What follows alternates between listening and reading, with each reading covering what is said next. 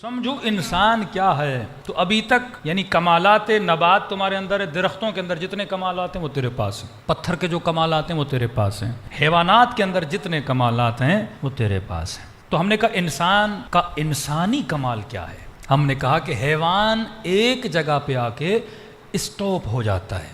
مثال، چڑیا جیسا گھونسلہ 1000 سال پہلے بناتی تھی آج بھی ویسے بناتی ہے، ترقی نہیں ہے۔ مطلب جتنا خدا نے سکھایا وہی کرتی جا رہی ہے، مزید سیکھنے کی صلاحیت نہیں ہے۔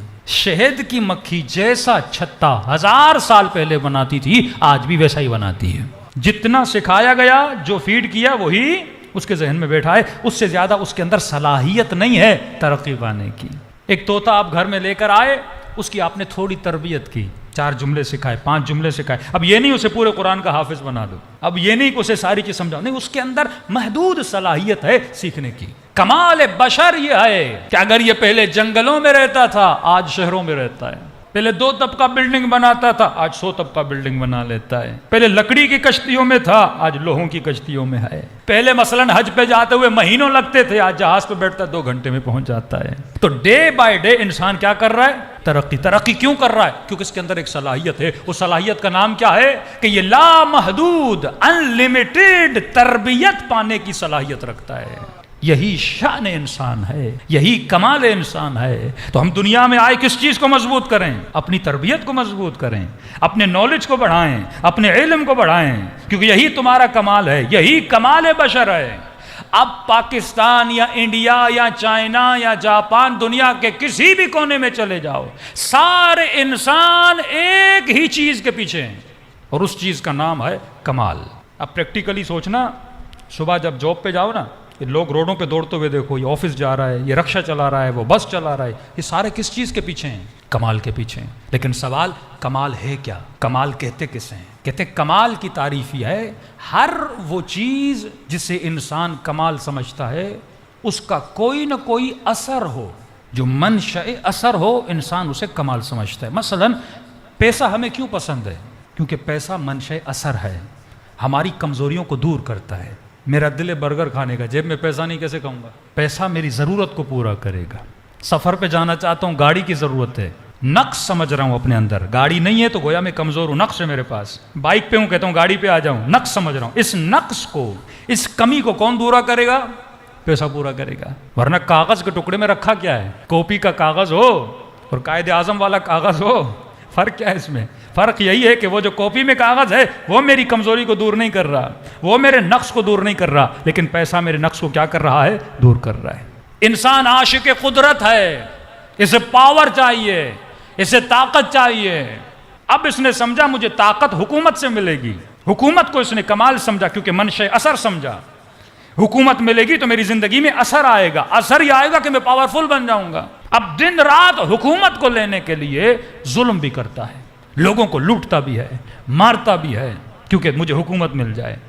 کیونکہ انسان کو کبھی پسند نہیں ہے کہ کوئی اسے نہ بولے، اسے جو چاہیے کہتا ہے فوراً میرے پاس آ جائے۔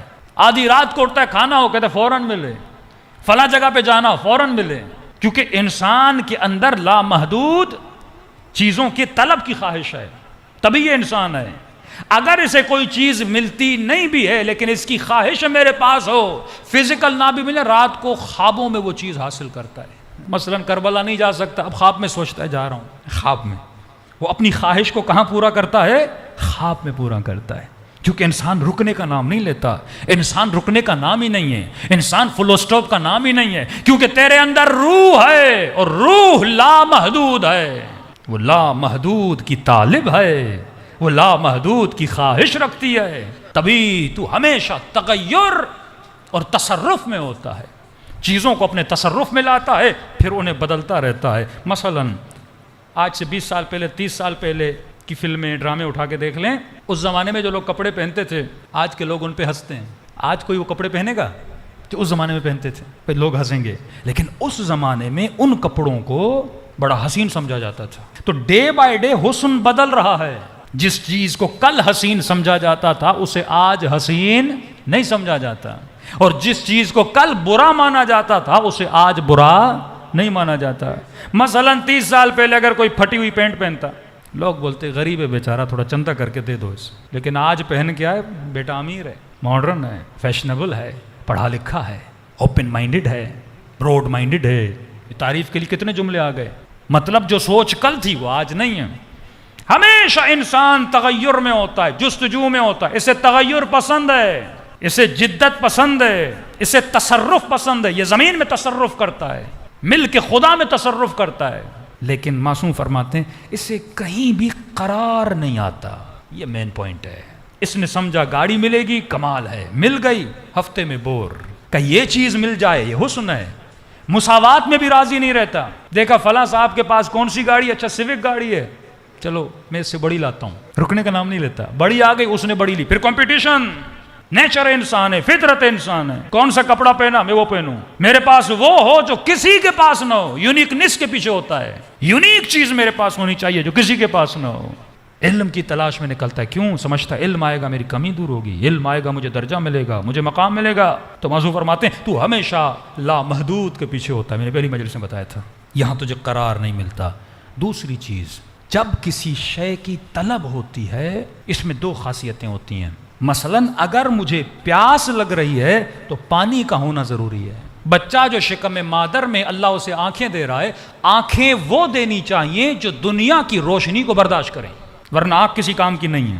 مطلب طالب اور مطلوب میں سنخیت کا ہونا بڑا ضروری ہے. اگر سنخیت نہیں تو فائدہ نہیں. مثال کے طور پہ یہ میرا ہاتھ ہے، اگر یہ ہاتھ اس کو لمس کرے، اس کو محسوس کرے، یعنی ان دونوں کے اندر سنخیت کا ہونا ضروری ہے، ورنہ میں سمجھ نہیں پاؤں گا کہ یہ سخت ہے نرم ہے. اس کو محسوس کرنے کے لیے میرے ہاتھ ویسا ہی ہونا چاہیے، اس کو سمجھنے کے لیے دانت ویسے ہونے چاہیے جو گوشت کو چبا سکیں. آنکھوں کا پاور وہ ہو جو اس بلب کی روشنی کو برداشت کر سکیں. ایسا نہ ہو کہ بچہ دنیا میں آئے اور روشنی اتنی زیادہ ہو کہ بچہ اندھا ہو جائے. نہیں، اللہ سنخیت دیتا ہے. کان ایسے ہوں جو آواز سن پائیں، ورنہ کانوں کا فائدہ نہیں. پانی ایسا ہو جو میری پیاس کو بجھائے. اس پانی میں اور میری کڈنیز میں سنخیت ہونی چاہیے، ورنہ فائدہ نہیں ہے. آپ طلب اسی چیز کی کرتے ہو جس کی سنخیت آپ کے اندر ہوتی ہے. آج تک آپ نے دیکھا کسی کو بھوک لگے ٹیشو پیپر کھائے؟ آپ کبھی ٹیشو پیپر کی طلب نہیں کرو گے، کیونکہ اس سے آپ کی بھوک بجھنے والی نہیں ہے. ان دونوں کے بیچ میں کوئی سنخیت نہیں ہے. تو فرمایا اگر تو کسی چیز کا طالب ہے، اس کا مطلب اس کا وجود تجھ سے ملتا جلتا ہے. تو روح ہے وہ خدا ہے، تو قطرہ ہے وہ دریا ہے. تمہارے اندر الہی نشانیاں موجود ہیں. تبھی فرمایا حدیث قدسی میں، اے میرے بندے میری اطاعت کر، میں تجھے اپنے جیسا بنا دیتا ہوں. جس طرح میں کہتا ہوں کن فیکون، پھر تو بھی کہے گا کن فیکون ہو جائے گا. اب لوگ کہتے ہیں کس طرح علی نے مردے کو زندہ کیا، کس طرح عیسیٰ نے مریضوں کو شفا دی، کس طرح کنکر نے محمد کے ہاتھوں پہ کلمہ پڑھا.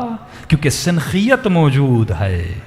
جب تجھے وہ مل جائے جس کا تو طالب ہے، اگر گنجائش ہے مانگنے کی تو وہ تجھے مل جاتا ہے. اور کیپیسٹی کا ہونا ضروری ہے. جس طرح میں نے کہا ٹیشو پیپر میرے پیٹ کے لیے نہیں بنا، تو اگر میں کسی ایسے وجود کو ڈھونڈ رہا ہوں کہ دنیا میں مجھے قرار نہیں مل رہا، میری زندگی میں فل اسٹاپ نہیں ہے، آج جو چیز مجھے حسین لگ رہی ہے 10 سال بعد وہ مجھے حسین نہیں لگے گی، اس کا مطلب میں حسن مطلق کی تلاش میں ہوں. اور معصوم فرماتے ہیں جس کی تلاش میں ہے وہ وجود پروردگار عالم ہے. تب آواز آتی ہے یا ایھا النفس المطمئنہ ارجعی الی ربک راضیۃ مرضیہ. تب انسان کو سمجھ آتا ہے کہ لقاء اللہ کا مزہ کیا ہے. اگر تو سمجھ جائے تو ہے کیا، تیرے پاورز کیا ہیں، تیری طاقتیں کیا ہیں. 60 سال تم نے کمالات حیوانی میں گزار دیے، ابھی تک نہیں سمجھا کمال انسانی کیا ہے. جب اس کا عشق تیرے دل میں آ جاتا ہے، کیونکہ وہی ہے جس کا تو عاشق ہے، اور تجھے پتا نہیں میں کس کا عاشق ہوں. یہ دنیا میں جن چیزوں کا عاشق ہے یہ تو نہیں ہے، تیرا حیوان ان کا عاشق ہے. تیری روح سوائے خدا کسی کی عاشق نہیں ہو سکتی، کیونکہ روح کی بھوک کو اگر کوئی بجھا سکتا ہے وہ وجود اللہ محدود پروردگار عالم ہے. اب یہ ربط کون دلاتا ہے؟ یہ امام معصوم ہے، جو خود خدا سے متصل ہے، جو خود اس روح صمدی سے متصل ہے. یہ امام کا وجود ہے، جس کے لیے کہا تنزل الملائکۃ والروح، جس کے اوپر ملائک نازل ہوتے ہیں. فیوزات الہی نازل ہوتے ہیں. تبھی فرمایا انسان اگر بلندیوں کی طرف جائے تو یہ اللہ کے ملائکوں سے بھی افضل ہو سکتا ہے.